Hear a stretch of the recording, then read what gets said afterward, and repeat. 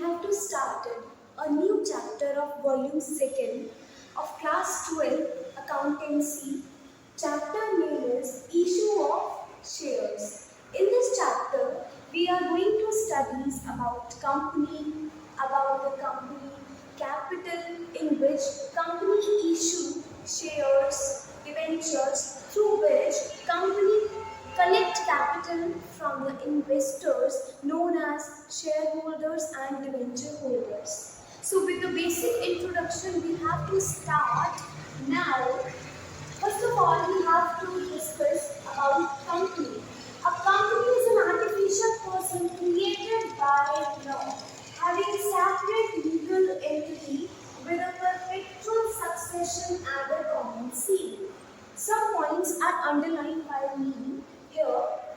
Company वो artificial person होती है क्योंकि कंपनी की कोई फिजिकल एग्जिस्टेंस तो होती नहीं है, तो इसीलिए उसको डिनोट किया गया है आर्टिफिशियल पर्सन से, जिसको रन करने के लिए कमेटी होती है जिसको हम बोर्ड ऑफ डायरेक्टर्स कहते हैं। तो कंपनी आर्टिफिशियल पर्सन उसको रन कर रहे हैं। कंपनी जो ऑपरेट हो रही है वो लॉ के अंडर ऑपरेट हो रही है, दैट मींस वो कुछ भी इलीगल नहीं कर सकती है।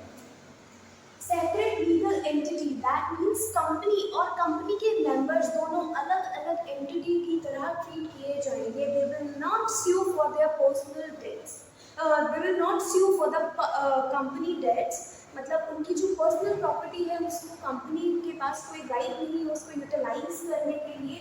With a perpetual succession, perpetual succession का मीन होता है लॉन्ग रन, यानी कि जो कंपनी है वो लंबे समय तक चलने वाली है, ऐसा हम जो है एज्यूम करते हैं स्टार्टिंग में ही। एंड अ कॉमन सील, यानी कि कंपनी का अपना एक सील होता है, एक स्टैम्प होता है, एक सिग्नेचर होता है, जिसके बेसिस पर वो डॉक्यूमेंट, पर्टिकुलरली डॉक्यूमेंट बहुत वैल्यूएबल डॉक्यूमेंट में कन्वर्ट हो जाता है, ऑफिशियल डॉक्यूमेंट में कन्वर्ट हो जाता है।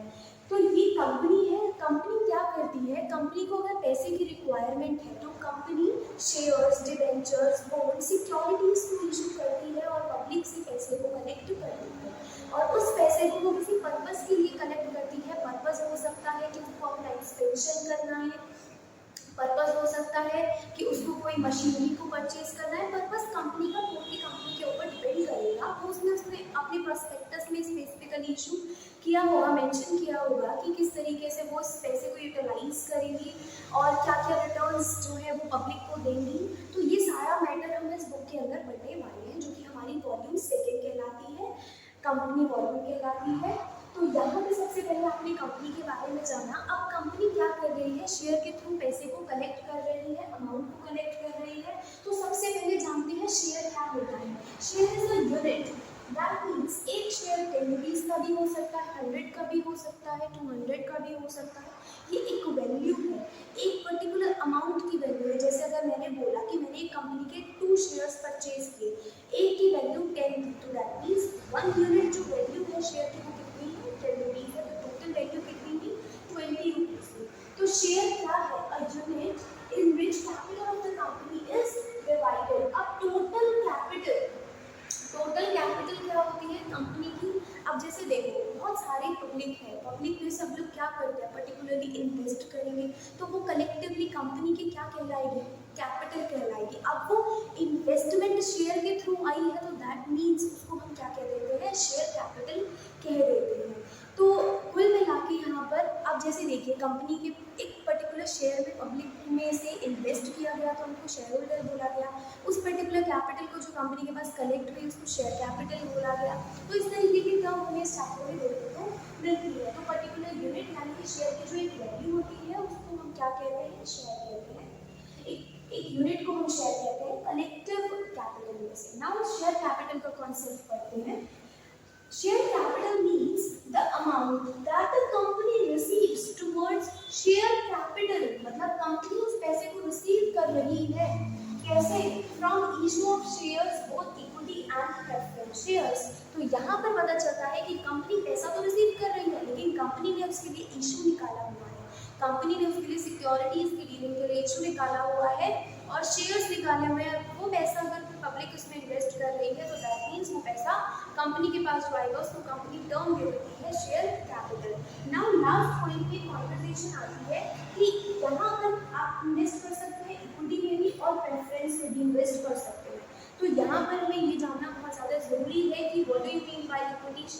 do you mean by preference share? In the part of video, we are going to understand about share capital parts, share types, and the upcoming topics and the basic concepts about them. So we are going to start.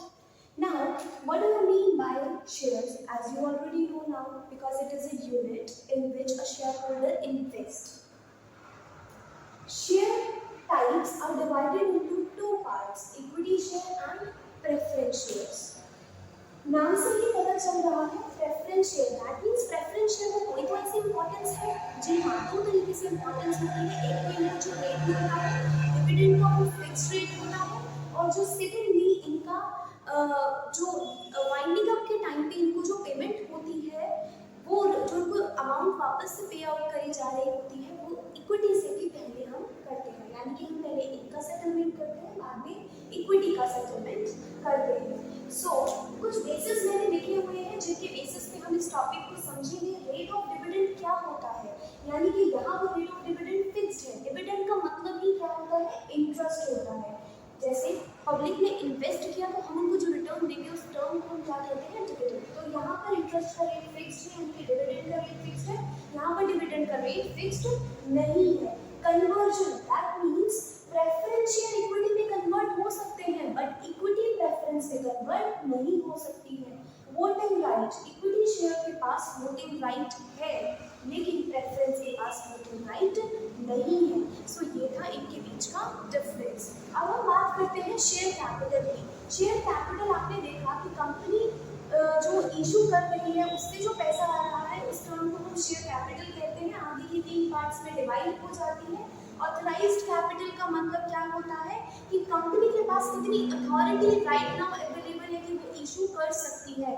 That means उसको कितनी authority है। Suppose for example मेरी company को authority है कि मैं 100 rupees ही generate करवा सकती हूँ पब्लिक को, तो मेरी अथॉरिटी है कि शेयर कैपिटल का जनरेशन सिर्फ 100 है, उससे ज़्यादा नहीं है। जितना मैं इसमें से ऐसा भी हो सकता है कि मैं एकदम ही, मुझे देखो आप शेयर कैपिटल क्यों जनरेट कर रहे हो, आपका पर्पस हमने प्रीवियस कॉन्सेप्ट में डिस्कस किया कि आपको कोई मशीनरी परचेज करनी हो सकती है, एक्सपेंशन करनी हो सकती है। सो अगर आपको पूरे पैसे की रिक्वायरमेंट है तो आप पूरा लगा सकते हैं। अगर आपको रिक्वायरमेंट है कि आप थोड़ा सा बाद में मंगाएं, कुछ इंस्टॉलमेंट्स में मंगाएं, तो आप ऐसे भी कर सकते हैं। जैसे उस टर्म में से अगर मैं सिर्फ 100 रुपीज़ में से मुझे जो ज़रूरत है वो मैं 95 रुपीज़ मंगवा रही हूँ, तो उसको मैंने क्या बोल दिया, इशूड कैपिटल। जितना मैं अपने पैसे में से अथॉरिटी में से जितना इशू करूँगी उसको मैंने बोल दिया इशूड कैपिटल। और इशूड में से मैं जितना लोगों से सब्सक्राइब रिसीव करूँगी उसको मैंने बोल दिया सब्सक्राइब्ड कैपिटल। ऐसा हो सकता है कि मेरी सिर्फ सब्सक्रिप्शन लोगों ने 80 रुपीज़ का किया हो, 90 रुपीज़ का किया हो, तो दैट मीन्स जितना सब्सक्रिप्शन वो करेंगे उसको हम बोलते हैं subscribed capital. Subscribe capital fully paid भी हो सकती है, नॉट फुली पेड भी हो सकती है। फुली पेड मीन्स होता है कि आपके पब्लिक ने सब्सक्राइब भी कर लिया और आपको फुली पेड भी कर दिया गया है। लेकिन नॉट फुली पेड मतलब क्या होता है कि उन्होंने सब्सक्राइब तो कर लिया है बट वो पेमेंट पूरा नहीं कर रहे हैं। सो अब कुछ टॉपिक्स जो है हम इस चैप्टर में पढ़ने वाले हैं, जैसे कि आप पावर के बारे में पढ़ेंगे। पावर का मतलब क्या होता है, आपकी शेयर की जितनी वैल्यू है उतने पर ही आप उसको जो है दे रहे हैं शेयर होल्डर को, तो उसको बोलते हैं पावर। अगर आपकी गुडविल बहुत अच्छी है, बहुत अच्छी कंपनी, उस बहुत ज़्यादा प्राइस पर भी उनकी वैल्यू होती है सिर्फ 10 रुपीज़, लेकिन उसको 12-15 तक बेच देती हैं, तो उसको आप क्या बोलते हैं, प्रीमियम पर आपका शेयर जा रहा है। Issue of share consideration other than cash, क्या होता है कि आप कैश में आपने कोई सामान खरीदा लेकिन आप कैश नहीं दे रहे हो, आप शेयर इशू कर रहे हो, उसको हम बोल देते हैं इशू ऑफ शेयर। कि आप शेयर इशू कर रहे हैं कंसिडरेशन अदर देन कैश की पेमेंट के फॉर्म में आप शेयर इशू कर रहे हैं। कॉल्स इन एरियर और उसके रिवर्स में calls in advance. Calls in arrear क्या होता है कि आपकी पब्लिक में से सपोज, देखो मैं यहाँ पर एक एग्जांपल लेकर चलूँगी। सपोज मेरा एक शेयर होल्डर है, ठीक है। अब ये जो शेयर होल्डर है इसने 10 रुपीज़ का एक शेयर खरीदा हुआ है। मैंने इससे 10 रुपीज़ एकदम नहीं मंगवाए, मैंने इसको कुछ पार्ट्स में ब्रेक कर दिया। सपोज 2 पार्ट्स में मैंने ब्रेक कर दिया, तो टोटल कितना हुआ, 10 हुआ। सपोज मैंने इनको बोला कि आप मैंने इनको बोला 3 रुपीज़ दीजिए फर्स्ट कॉल की, इन्होंने दे दिया। मैंने इनको बोला 3 रुपीज़ दीजिए सेकंड कॉल की, इन्होंने दे दिया। मैंने बोला 2 रुपीज़ दीजिए कॉल की नेक्स्ट, इन्होंने दे दिया। लेकिन लास्ट कॉल ये नहीं पे कर पाए तो इसको हम क्या बोल देते हैं, कॉल्स इन एरियर। जब हमारा शेयर होल्डर हमारी पेमेंट नहीं कर रहा है फुली। उसके बाद कॉल्स इन एडवांस क्या होता है, कॉल्स इन एडवांस क्या होता है, कॉल्स इन एडवांस का मतलब है आपने एडवांस में ही अमाउंट को पे कर दिया, आपने ये दिया ये दिया, इसके साथ ये दोनों कॉल भी आपने सेकंड कॉल पर ही पे कर दी, तो इसको हम बोलते हैं कॉल्स इन एडवांस। फिर टॉपिक आता है अंडर सब्सक्रिप्शन, ओवर सब्सक्रिप्शन। ये क्या होता है, सपोज आपकी कंपनी ने 100 का इशू निकाला है, ठीक है, अगर इससे कम वैल्यू आती है तो उसको बोल देते हैं अंडर सब्सक्रिप्शन, मतलब पब्लिक ने कम सब्सक्राइब किया है। लेट्स सपोज 90 सब्सक्राइब किया है तो उसको हम क्या बोल देते हैं, अंडर सब्सक्रिप्शन। लेकिन अगर आपके पास लोगों की डिमांड ही बहुत ज़्यादा आई है, सपोज 150 डिमांड आई है, लेकिन आपके पास शेयर तो कितने अवेलेबल हैं, 100, आप लोगों को नहीं दे सकते 150, तो आप 100 को ही 150 में किसी तरीके से एडजस्ट करोगे और इस एडजस्टमेंट को हम कहते हैं प्रो राटा अलाउंसमेंट। सो इस कॉन्सेप्ट को हम जो है प्रैक्टिकली करते हैं। तो ये एग्जाम्पल बहुत इंपॉर्टेंट होता है, ये टॉपिक्स इस चैप्टर में बहुत ज़्यादा इंपॉर्टेंट है। सो हमने देखा कंपनी ने किस तरीके से शेयर को इन्वेस्ट किया, मतलब शेयर से पैसे को कलेक्ट किया, और उसके बाद तो हमने यहाँ पर बहुत सारे कॉन्सेप्ट अबाउट कंपनीज देखे, अबाउट शेयर्स देखे, शेयर टाइप्स देखे। सो ये सारे कॉन्सेप्ट इस चैप्टर के बहुत ज़्यादा रेलेवेंट हैं। One example, A Limited invited applications for rupees 10,000 shares.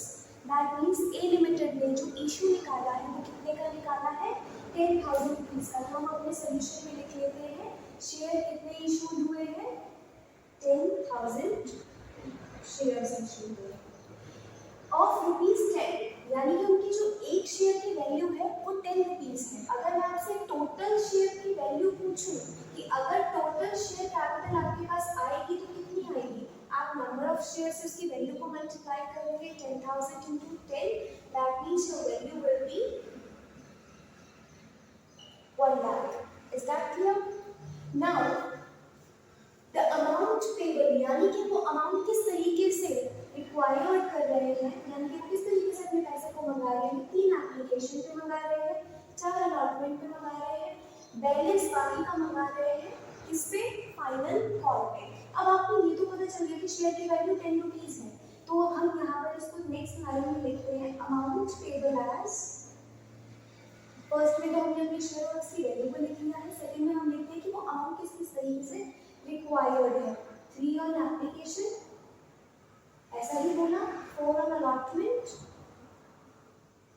यानी कि शेयर की वैल्यू को पार्ट्स में डिवाइड कर दिया है इंस्टॉलमेंट्स में, 3 on first and second call, ₹3 on first and final call,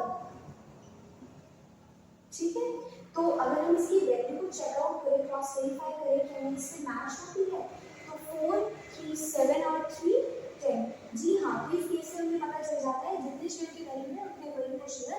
अब इस क्वेश्चन को, इस एग्जांपल को देखते हैं। ये कुछ फिगर्स में हमने इस चीज़ को लिख लिया है कि जो शेयर इशू है वो 10,000 इशू है, उसमें से एक शेयर की वैल्यू 10 रुपये है।